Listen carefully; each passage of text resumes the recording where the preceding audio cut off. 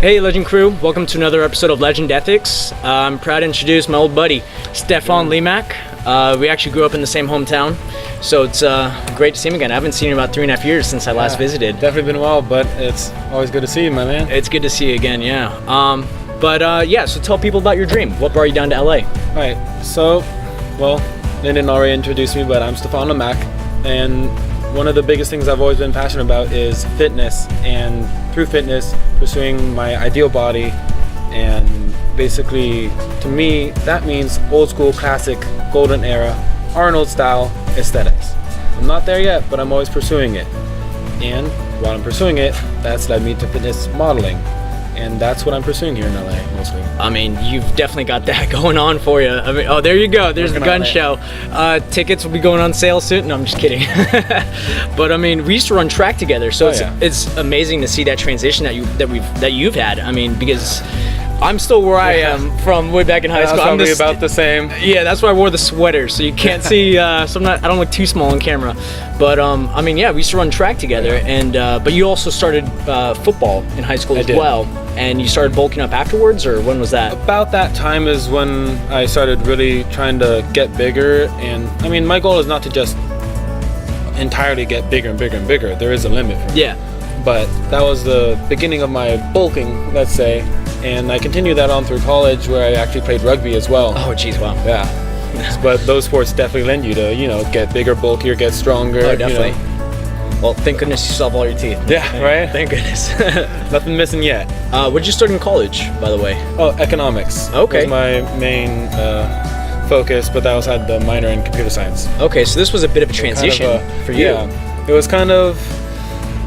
That wasn't exactly what I wanted to do, because, where my passion lies. It's in, my body and pursuing my own personal vision of perfection. Yeah. But it did actually lend itself to, the hard work aspect. Yeah, the mindset. Exactly. Yeah, and the dedication that it takes to pursuing a dream, pursuing a passion, and such. 100%. And I remember in high school you were in the choir or the a cappella group and such. Actually, I was in choir all 4 years, and that's still something I'm pursuing. I'm actually long-term looking to do some singing, and I play guitar as well, but both of those things are leading themselves to some gigs around town here in LA.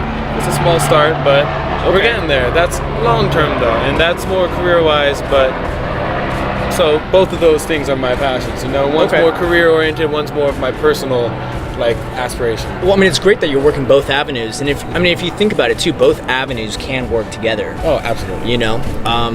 But I mean, how did you get into that? Well, I mean, what inspired that passion for both those avenues? So actually, my dad was a huge inspiration to me. Coach Lemak. Coach Lemak. Shout out to Coach Lemak. Great dude. There we go. Amazing coach and amazing friend. When I was, I'd say 12 years old, he first got me into the gym. Got me working out. He helped train my brother with some bodybuilding techniques, and then he started training me as well. And that always led me to see from the beginning, oh, look at this image of the man I want to be, truly in my mind, that ideal man, and that's what I'm striving for. I got that from my dad, and I'm very thankful. Which actually, also the music, because my dad, when he was younger, he used to play in nightclubs in bands, saxophone. I did not know that. Yeah, he actually is a very good musician. He can play probably 6 different instruments. Jeez. But mostly woodwinds or horns, things like that. Yeah. But yeah, he played in nightclubs when he was younger, before he went into the Navy.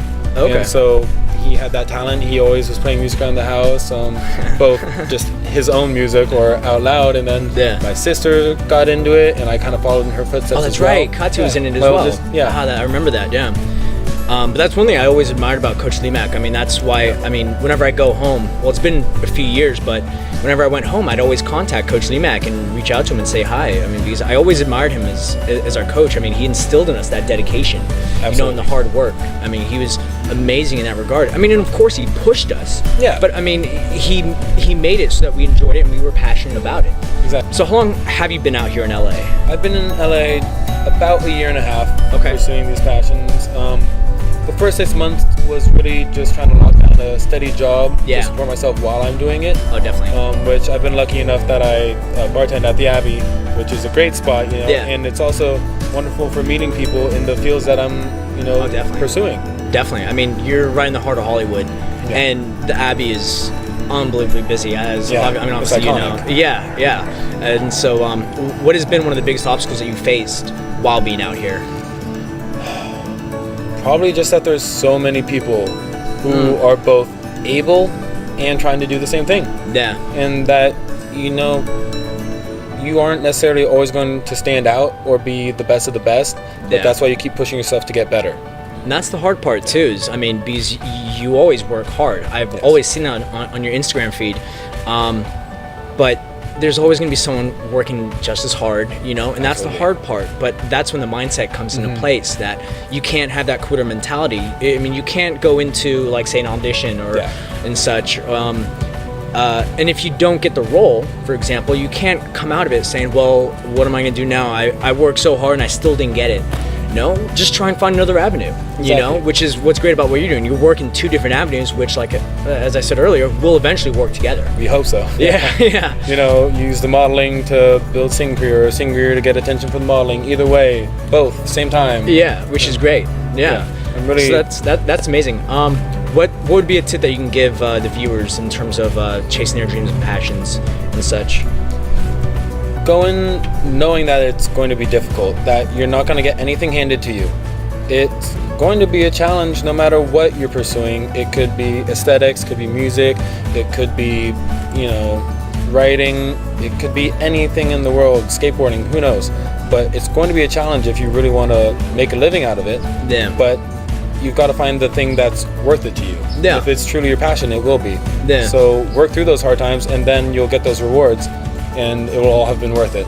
I mean, that's one thing I love about, I mean, chasing dreams and following your passion and such, is that if you truly are passionate about it, if you're truly passionate about it, I mean, if this is a life and death scenario, you wouldn't give it up for the world. You know, there's nothing else I'd rather be doing, and I'm sure there's nothing else you'd rather be doing. I mean, this is I am ecstatic to be chasing this dream that I'm doing. Exactly. That's one of the quotes I've heard, goes roughly along the lines of, you know, live each day as if, like, your last day. Yeah, exactly. Right? Or as if your life depends on it. It's the same thing, because it does. Yeah. Live as if you were going to die tomorrow. Learn as if you're going to live forever, kind of thing. So it's always make the best of each opportunity and take it as it comes. I mean, every, quote, failure, I don't like to see it as a failure, but every opportunity that you do not attain, or that you do not succeed in, I mean, for lack of a better word, I mean, I don't want to put a negative vibe out there, but any role that you might not get, or any casting director that you do not impress and such, it's a learning experience. Exactly. Every experience is a learning experience, because I'm sure every time you go to the gym, every time you put out a song and such, you're always learning, what else can I do? You know, 100%. And it's a transformation, and it's constant growth. You're never going to reach perfection, but that's what we're always striving to do. Yeah, exactly. I mean, champions aren't the ones who never fail, they're the ones who fail but keep going. Yes, exactly. I love that mindset.